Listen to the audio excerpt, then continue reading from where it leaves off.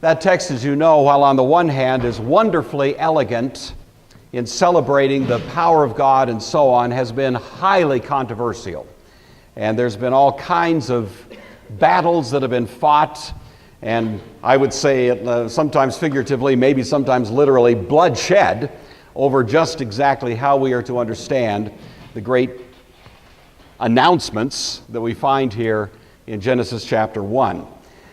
Part of the reason there's been such controversy is because way back in about the middle of the 1800s, there was the discovery of what became the most famous pagan creation myth that had ever been found in human history. It dates back to ancient Mesopotamia and a group of people that lived there called the Sumerians, and it was called Enuma Elish, based on the first three words of this myth, which translate as when on high. Enuma Elish, when on high. And one of the most interesting features of this creation myth was that it at certain points seemed to strikingly parallel what we find in the biblical text, and at other times it seemed, of course, to depart very much from it. And so that caused all kinds of people to come up with all kinds of explanations as to just how in the world we were supposed to understand Genesis 1 in light of now this newly discovered Enuma Elish. And so to help us think about this, I want to do a little bit of quick thinking. But this, as you recognize, is kind of a line drawing of what's called Mesopotamia. We've got two major rivers coming out of it from the Persian Gulf. The right-hand river is the Tigris, the left hand is the Euphrates, and that defines then a body of real estate that's called Mesopotamia, literally meaning between the rivers. Meso, between, Potamia, the rivers. If you are familiar with that, you know the Persian Gulf, we've had quite a bit of interest in that region for some years more recently. If you go off to the east, you find Iran, modern-day Iran. By the way, Mesopotamia itself would be Iraq today. You go further east, you get to Afghanistan, Pakistan, India, and eventually China. So that's where we are on the map going that direction. Straight up, you'll run into eastern Turkey. From there, you get into the Caucasus Range, east of the Black Sea, and from there into Russia. If you go west, that takes you across the northern tip of the Arabian Peninsula to the Mediterranean. You find Israel, Syria, down to the south, Egypt, up to the north, Turkey, going that way. And then straight south is that vast Arabian Peninsula. So you've all got that in your mind's eye. This, of course, is a map depicting the ancient region. There were major cities in there. Some of these are mentioned in the Bible, some are not. Sumer is probably the biblical word Shinar, S-H-I-N-A-R. At least many scholars believe so. That's mentioned in Genesis. Nippur, Ison, Larsa, Ur. Abraham was from Ur of the Chaldees, you know, same place, and so on. Erech, some of those are mentioned in the Bible. But anyway, that's the most primitive and ancient civilization that we have ever found. And so if we think about, you know, humankind being on planet Earth for many, many thousands of years, that may be the case. I'm not disputing that point right now. But the earliest actual organized, civilized community that has been discovered is here in Mesopotamia, hence it's sometimes called the cradle of civilization. Mesopotamia was organized according to several dynasties, and the earliest of these was called Sumer. And Sumer goes in very round numbers from about 3000 BC, maybe earlier, to about 2316, and it was the center of many wonderful innovations. For one thing, the first time we find something like a city-state, where a city is organized with its environs into a kind of independent political unit, seems to go back to Sumer. We sometimes think of city-states in terms of Greece and so on, but these are the earliest of these that we find. They also were famous for cuneiform writing. I know most of you can read that easily. The term cuneiform is from a root that means wedge, and thus the wedge-shaped distinctive character of cuneiform writing gave rise originally to its name. The first time somebody dug it out of the ground and they saw those wedges, then they used a Latin term to describe it along those lines. So cuneiform writing was the first form of written, sort of alphabetical writing that we have ever discovered. And it is very important for that reason, and it's of course in this particular form of script that these myths became known to us. There is in this region to this day a kind of structure that's called a ziggurat, and it looks something like that. There's several of these that are still there. If you ever traveled through Iraq, some of you have done military time there and probably have seen some of these, but these are there. There's several that are in more or less in ruins. This is one of the best preserved. It is in the city of Ur, mentioned in connection with Abraham. Abraham undoubtedly saw this structure as he was growing up. He would have been born after this thing was completed. Ziggurats were religious structures. The priest would go up, if you look on the right-hand side of that long staircase, the priest would go up slowly in a kind of religious rite to the top of the ziggurat, and at the top of it would be a little cubicle room, kind of like a chapel or something. And in the ancient Sumerian religious understanding, the god or gods would come down from heaven, and the priest would go up, and they would meet at that point in the middle. And the word Babylon, meaning gate of the gods, actually had its roots in that particular kind of religious expression. This is probably, almost certainly, behind the story in the Old Testament of the Tower of Babel. It was probably some tower like this, and the ambitions of humankind at that point were to build the biggest, most colossal, ziggurat that had been built to date, and it would outdo all the others, and the whole story of the Tower of Babel flows against the backdrop of that. But those are fairly commonly available even today to find over there. The cosmology of Sumer and of Mesopotamia, and the one that really became more or less the household understanding in the ancient world touched by this religious outlook, even in Egypt and other areas more distant from Mesopotamia, look like this. All of those little wavy lines on the outside of the circle are a great salt sea. It was vast, in fact, virtually endless, unordered, void, dark. It was commonly called the deep. The word was Tiamat, which was also assigned to the name of a deity, a female deity, who stood for the principle of disorder. The Hebrew word Tihom, connected to Tiamat, is viewed generally as essentially the same word, just in a different language, a little adjustment in the pronunciation, but the same word. So the word that we read in the Old Testament text that referring to the deep is the same word. And it was this idea of a great unordered expanse of salt water with no organization, no meaning, just there, you see. Somehow or other, and the accounts would vary based on mythological variables, but somehow or other there came to be in the midst of this great expanse a kind of bubble, that's the circle, which was also sometimes thought of as something like an egg. It's a very odd expression, isn't it? In the Genesis account, the Spirit brooded. That's a word that is applied specifically to how mother hens deal with eggs. And it's an odd word to use, but it's the very word that is used in the Genesis text there. The Spirit brooded over the egg, you see. Well, in the Sumerian myth, there was this kind of circle or bubble or egg, and within it was a place of order in the midst of a vast expanse of disorder.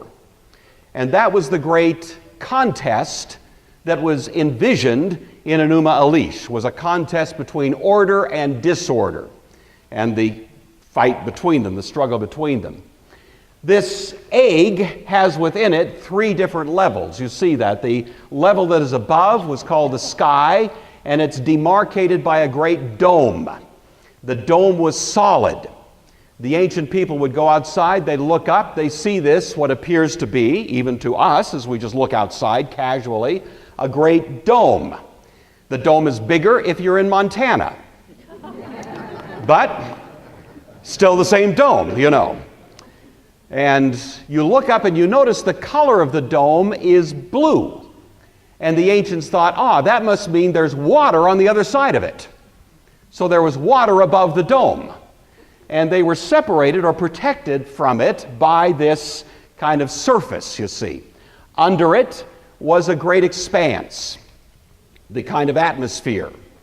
It was within the dome that they believed the heavenly bodies moved, the sun, the moon, the stars, and so on. So the dome is way up there in their minds, not nearly as far as, they didn't have a modern understanding, but all of these things were within the dome, and they were used to measure time, etc. The earth is a flat disk floating in fresh water. And so if you look at the middle tier there, the earth, key as it's called, was surrounded by a freshwater ocean that was separated from the salt water that's outside.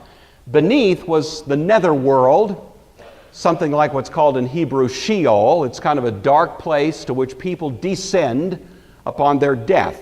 It's a mysterious place. Even in the mythology of the ancient world, there was no clear definition as to what was up, down there, but that seemed to be the place where people went. There was no great joy that was associated with it. It was strictly a place of just the kind of the end of life and a kind of dark place, the nether world. And then below that, of course, you have that kind of underside dome, as it were, inverted, and then once again you're back in the salt sea. So that's the way the Sumerians viewed the universe. That was picked up by the Babylonians. It was picked up by the Assyrians. It was picked up even to some degree with some somewhat considerable adjustments by the Egyptians. And it was the widespread cosmology of the ancient world outside the Hebrew world. We're going to leave that aside for a moment, but that was the way people commonly viewed the universe at that time. The chief deities of Sumer are these. I mention these because some of these are actually mentioned in the Old Testament. On, or Anu, was the god of the sky or the heavens. Enlil was the god that was probably the primary one till he was bumped off by Marduk. And so Marduk is one that is mentioned in the Old Testament in various prophetic writings. He was a Babylonian deity and sort of retrofitted into this Sumerian myth, but he became very important in later mythological expressions. Enki was the god of the sea. Here's a little, caught this guy with my digital camera the other day, so there he is, Enki. Ki was Mother Earth. The whole idea of Earth having a kind of maternal quality goes back as far as human memory runs. And so the idea of Mother Earth going clear back to Ninhursag, this ancient goddess. These were the four kind of top deities. Then you have some subordinate deities, one of whom is called Sin, or Nana. That's the moon god. If you look up there it is. You see my little thingy? So that little crescent is Sin. That was the moon god. Utu, or Shamash, was the sun god. Inanna, or Ishtar, was the god of love and war. Ishtar is the name Esther. And so Esther in the Old Testament, whose original name was, anybody know what her Hebrew name was? It was, anybody know off the top of your head? It was, now I'm blanking on it. Hadassah, remember that? Hadassah was her Hebrew name, but she was given a name by the Persians, who also had picked up some of these, the name Ishtar or Esther. So there's a little shot of Esther. I'm sure she was better looking than that. The first dynasty was Sumer, and that goes down to about the year 2300. The second dynasty in Mesopotamia was called the Akkadian, after its chief city, Akkad, and the first king of the Akkadian dynasty was a guy by the name of Sargon, or Sargon the Great, and there's a kind of funeral mass that was associated with him. He controlled that much region, so he really did have a very expansive empire at a very early time in human history. Down here, of course, is the Persian Gulf, but it extends way over into Elam, up into parts of Turkey. That whole little crescent is called the Fertile Crescent, and he controlled a fair amount of that. Last week we talked about Sargon in connection with the Assyrians. He's usually called Sargon II. He took his name honoring this first Sargon, who had lived hundreds of years earlier and was the king of this Akkadian dynasty. All right, Enuma Elish was a discovery that was made by a guy named Austin Henry Layard. I mentioned him last week. He was like a British adventurer who lived in the mid-1800s. He was the early version of Indiana Jones, only better and for real, you know. And he was a guy who believed the Bible fundamentally. I don't know what the state of his heart was, but he shared a common conviction that when the Bible was told these historical details, that it was actually understood as a true and reliable account of ancient historical information. And so he believed on that basis that there must be a city of Nineveh somewhere. It had never been found. Many liberal scholars at the time believed that Nineveh was pure myth. It didn't exist. And Austin Henry Layard was determined to go and prove them wrong. And so he went out and had many adventures. His whole story is a kind of a fun, rollicking account all by itself. But in the process, he discovered the site of Nineveh. He had to do a lot of searching, but he finally found it. And he discovered its location, and then as he began to excavate, he found within it maybe the single most famous and important archaeological discovery of the 1800s, which was called the Library of Ashurbanipal. Ashurbanipal was an Assyrian king. He lived in round numbers about the year 650 BC. He was not only a great military character, but he was a great scholar. And so he wanted to accumulate in one place all of the writings of the ancient world that he deemed to be worth keeping and saving. And so he assembled them in a very well-organized way in a huge library. And this library was secured and so on, and then over the passage of time it fell into obscurity, and it was discovered by Austin Henry Layard. Obviously, all of the writing there was in cuneiform, so they couldn't read any of it, but Layard was smart enough to figure out that this is probably important stuff. Unfortunately, his archaeological technique was a little rough compared to modern standards. He just went in there with an axe and began chopping up these things and loading them on the backs of wagons and hauling it off, of course, to the British Museum, where it's safely kept to this day. And so what you find is a lot of these artifacts that were discovered there are now housed in the British Museum, and they were reassembled, kind of like putting together a great jigsaw puzzle. It took about 30 years to figure out how to read cuneiform. So from the time it was discovered, it was about 1880 before somebody really kind of cracked the code and was able to start reading this. And most of what was found was pretty pedestrian, IRS records, that kind of thing. But some of what was discovered was, to say the very least, surprising and just kind of captured the public imagination. And two documents in particular that were translated and got a whole lot of attention were this creation myth known as Enuma Elish and the Epic of Gilgamesh, which has within it an account of a great flood. And we're going to look at that next week. So next week we're going to look at the Gilgamesh epic and the account of a vast flood over the whole earth. And a guy who built a boat and survived the flood thereby. And it comes out of pagan literature discovered in Ashurbanipal's library in 1850. And so it's a very, very interesting and intriguing account that we'll look at separately. But right now we're interested in the other of these great discoveries, which is called the Enuma Elish. I just wanted to run you forward a little bit to here. The third dynasty of Mesopotamia was called Ur. Chaldea is the general region of lower Mesopotamia, that region kind of north of the Persian Gulf. And so when the Old Testament says that Abraham was from Ur of the Chaldees, it's virtually certain that it's referring to this particular city. It was a major city. It was the capital of the third dynasty.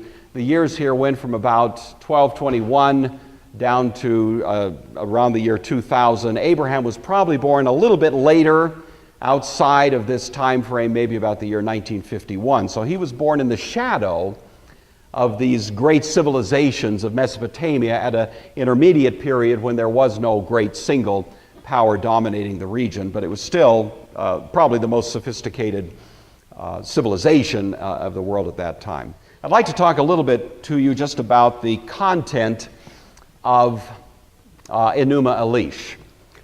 If we had about an hour and you had the patience, we could work through the details of this. I'm just going to say to you in terms of just one descriptive adjective to describe Enuma Elish: bizarre. You know, it has some of the most wild and crazy images and strange details that you could imagine. Some of it is really quite incomprehensible, confusing, but on the whole, you begin to pick up the general drift of the main story of it. So scholars continue to puzzle over the details, and you'll find commentaries written on Enuma Elish, and that sort of thing is certainly out there if you're interested in hunting it down.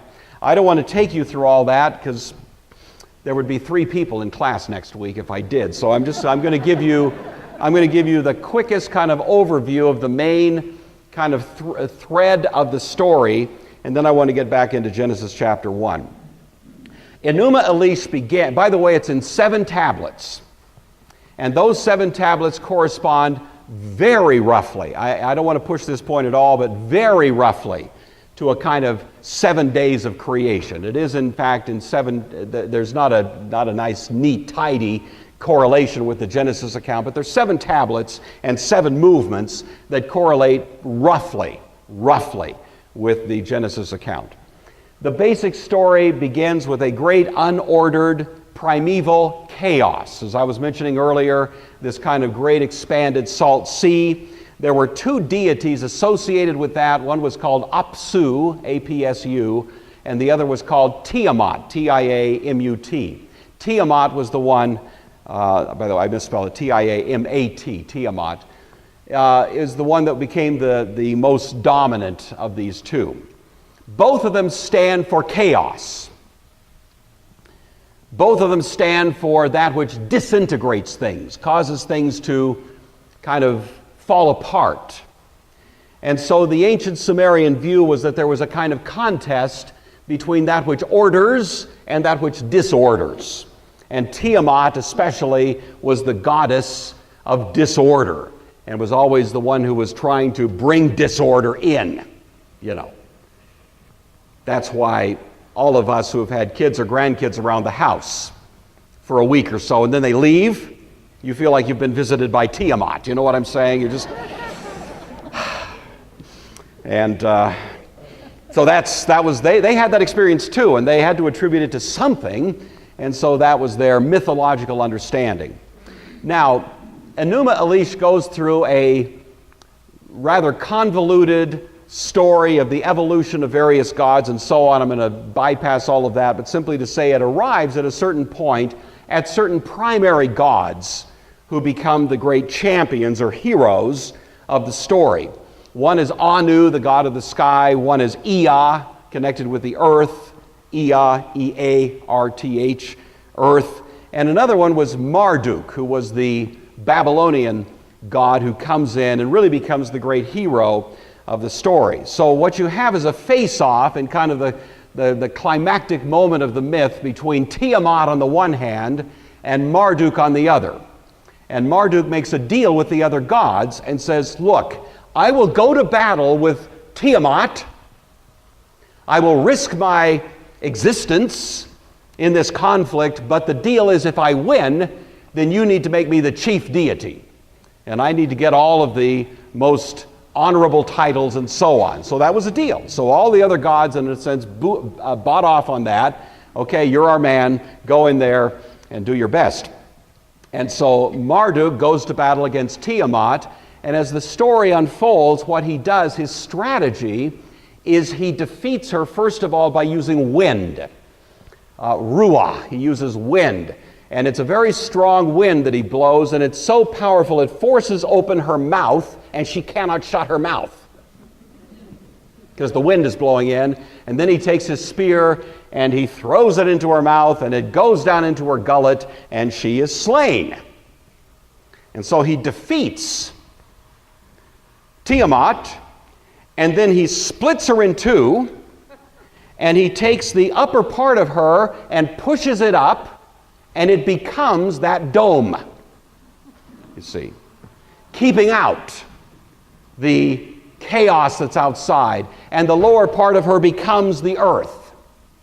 Now, to be honest, I don't know if any self-respecting Sumerian actually believed this, you know. I think the ancient people were smarter than we give them credit for, and many times they knew perfectly well that they were dealing with myth. This is myth. But myth, of course, is story intended to convey a thought or an idea or a philosophy or some understanding of, you know, the way things are, without anyone actually thinking that somehow in some sort of history these things actually happen. But, you know, people differ on that. But anyway, that's the way the story goes. Once Marduk has been successful in defeating Tiamat, he then does a couple of other things.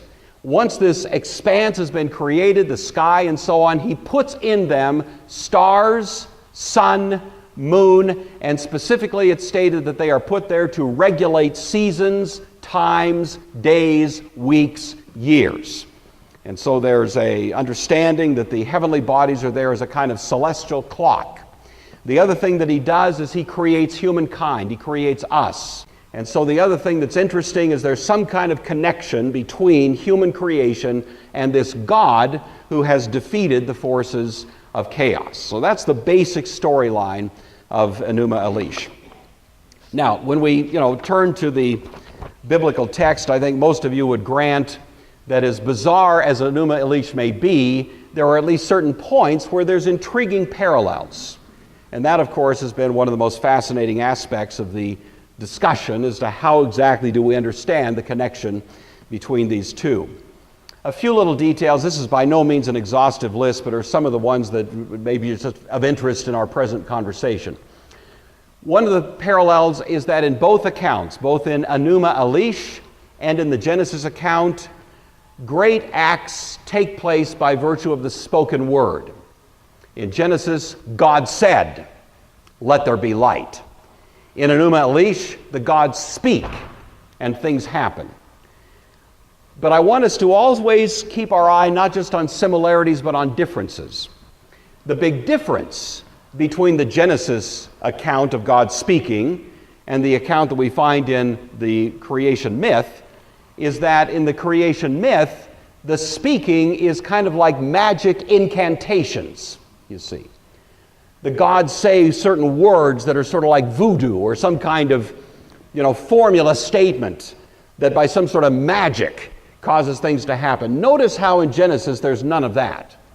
God isn't doing any incantations. God's power is not questioned. God speaks and it happens, you see.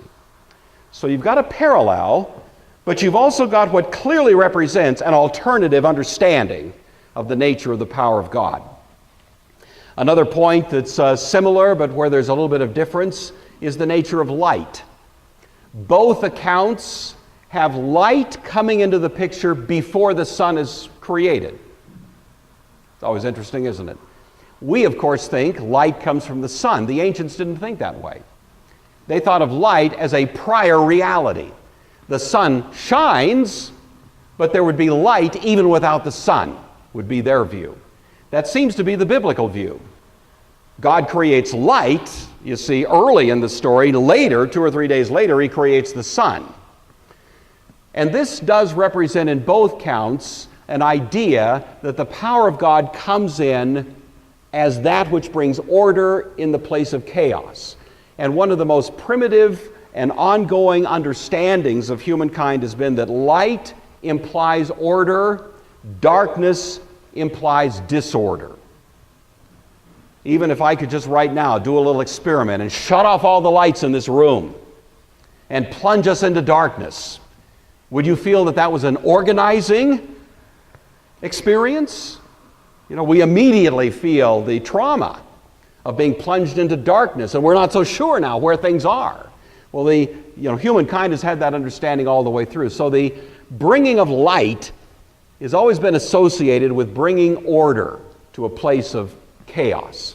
And in both accounts, we find it happening. But again, in the case of the Genesis record, God simply speaks, and the light is there. Whereas in the Enuma Elish account, it involves much, much more of a contest, much more of a question as to what the outcome is going to be.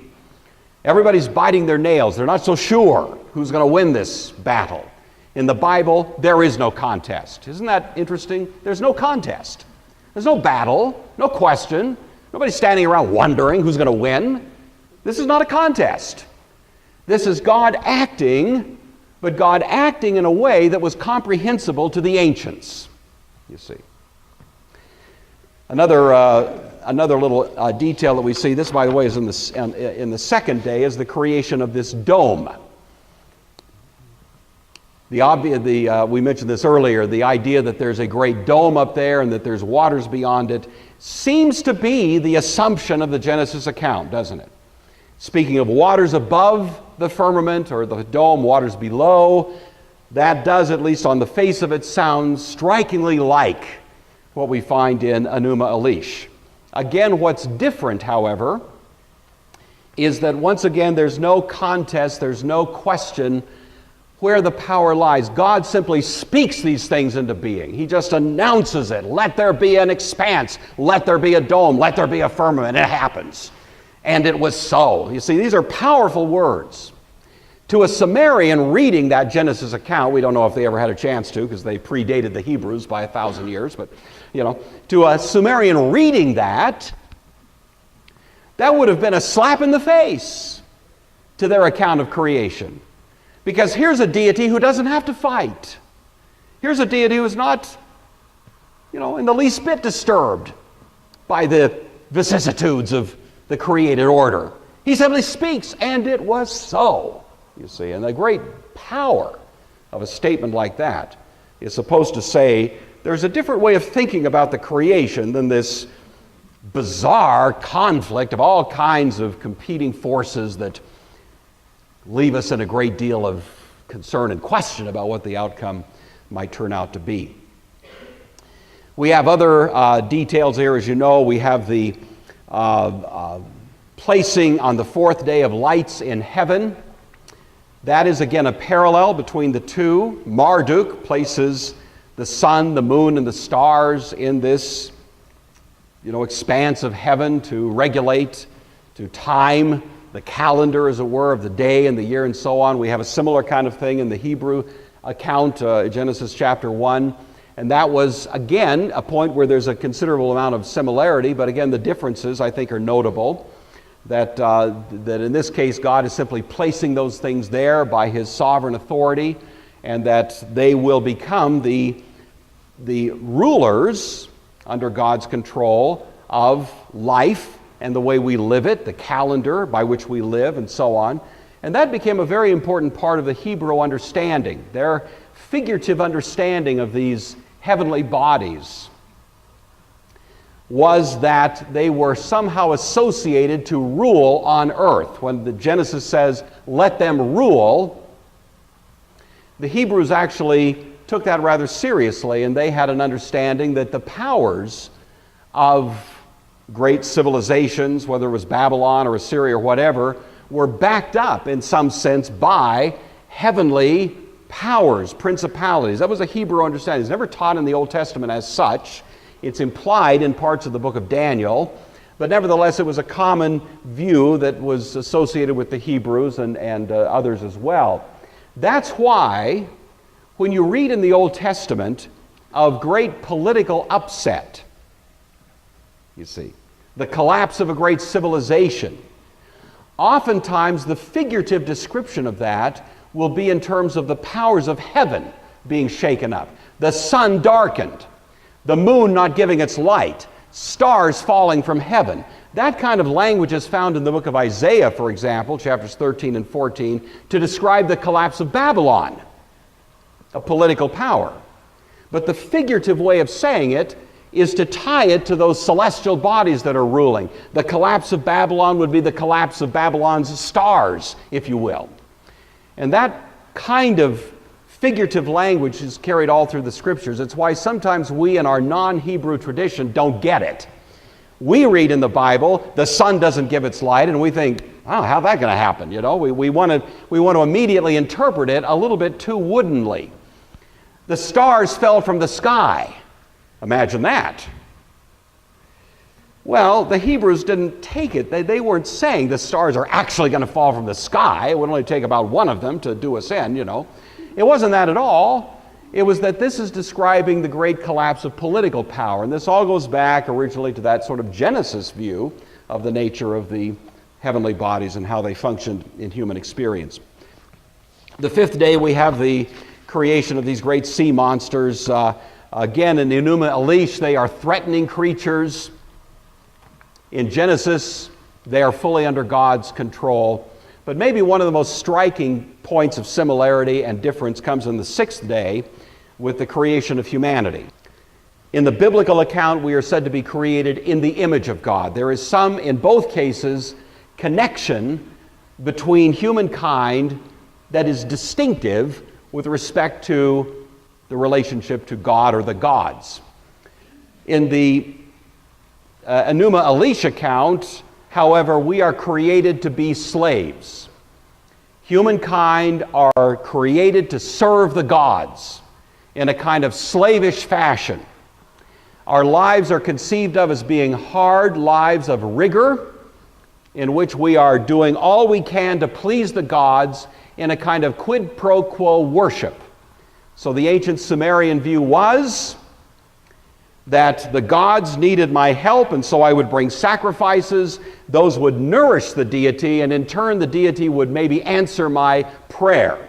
Quid pro quo, this for that. Deity, I'll do this for you if you'll do that for me. And we have all kinds of reliefs and so on from that time in history in which you see that sort of religious practice being sort of depicted. The Bible knows nothing of quid pro quo worship. That's why the Old Testament says, if I were hungry, I wouldn't tell you. I own the cattle on 1,000 hills. You know, God doesn't need our worship. God doesn't need our sacrifice. We don't sacrifice to God for Him. We do it for us. That's something we need. You know, He doesn't need that. And the Genesis 1 account is already giving us that. And it's giving us an entirely different understanding of the dignity of humankind. Notice that in Genesis 1, humankind are created in the image of God, not just with His blood, but to bear His imprint, His signet ring. We are placed here to rule. Let them have dominion.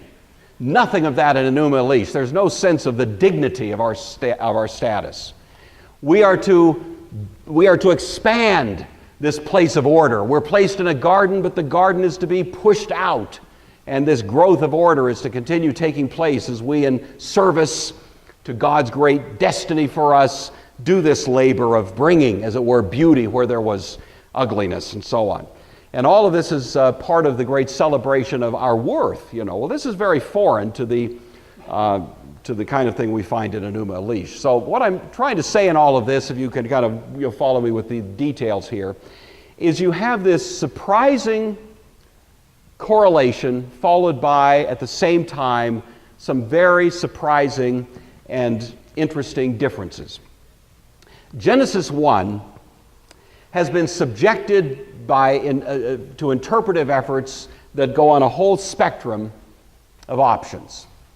So on the one hand, I've read, and probably you have too, those who've taken the view of Genesis 1, this is simply the Hebrews borrowing from Babylonian mythology. It's just warmed over myth, and that's all there is to it, and end of conversation, you know. And that you'll find that in some circles, and to this day, you can pretty commonly find that view out there.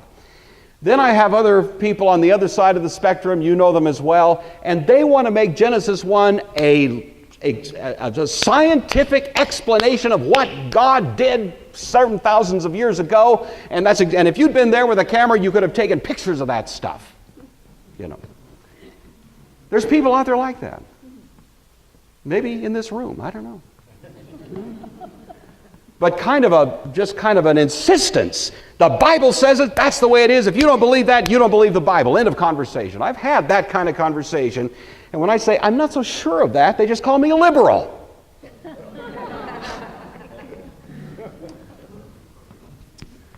You might like to know that I move in interesting circles in my life, and I've been in some places where I was called a liberal, and in other places where I was called a conservative or fundamentalist. That means I must be right? Does that mean that? That's all I can figure. I'm a Presbyterian, that's what I am. And Presbyterians famously try to find the balance, the middle way, and that's what I want to try to suggest to you here. I think both of those views are fundamentally misguided. To say the Hebrews simply borrowed from the Babylonians is not to do any kind of justice, really, to the Genesis 1 text. To say that we have to take, however, the terms of Genesis 1 as describing in some kind of literal fact what actually happened does present some colossal problems. I think, proper approach here is to say that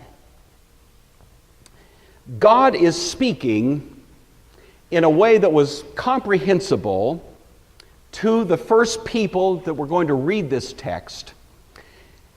And if we are going to come and in a kind of artificial insistence say, oh no, it's got to be scientifically accurate, that is what gets us into difficulty. Because what does scientifically accurate mean? What does it mean? We live in the year, what is it, is it 2011 already? And we have an idea of what scientific accuracy means. We have a certain view of the world and so on. You realize if we went back 500 years, current up-to-date scientific accuracy would look very different, wouldn't it? And if we went back 1,000 years, current up-to-date accepted scientific accuracy would look very different. And if we went back 1,500 years, it would look different yet. So we've got times in history when flat Earth was scientific accuracy. We have times in history when Newtonian physics was scientific accuracy. We live in a time when Einsteinian physics is, but who knows? In 500 years, maybe some new genius will come and give us a new vision of scientific accuracy. And you realize if the Bible spoke in what was contemporary scientific accuracy for us today, it would, by the majority of people who've looked at this, been viewed as wrong because it wasn't scientific by their standards. Why would God strap himself to that? My own conviction is if God did speak to us with scientific accuracy, none of us would get it. John Calvin says, God lisps to us in his word. Now, lisp, he means, that was kind of the term that was used in his day for baby talk. God comes to us in this remarkable book, so profound, you can spend a lifetime, multiple lifetimes, examining it, and Calvin says what God is doing is speaking to us here in baby talk. If God actually spoke to us with the wisdom he has, it would so transcend our understanding, it would be utterly incomprehensible to us. So as you, as a grandparent, speak to a 2-year-old in very limited, tiny words, vocabulary that hopefully is comprehensible to that child because you love that child, so God gets down on his hands and knees and speaks to us in tiny little syllables that we can understand because he loves us. And why should we be offended if God has decided in the original formulation of this text to take the world as it sort of casually appears and then explain that behind all of that is a great sovereign God who was in no contest with anybody, who simply spoke these things into being. He did the things that were apparent to the human eye in such a way that there could be no question that he is the God of gods, Lord of lords, and that we are bound to worship him. And if we get lost in the deep weeds of, is this scientifically accurate? We have utterly missed the point. The point is that God is God. He did it. And he did it by methods that we probably certainly don't get yet. But that he did it. And that can be a foundation for worship, it seems to me, is a perfectly legitimate meaning to draw out of this remarkable Genesis 1 text. So if that makes me a liberal, so be it. That makes me a fundamentalist, who cares? What I care about is the Word of God, this great truth communicated, and the Lord Jesus Christ, who is declared to be the one in whom all things consist. And so if that's what we get out of this text, then I think we got the right answer.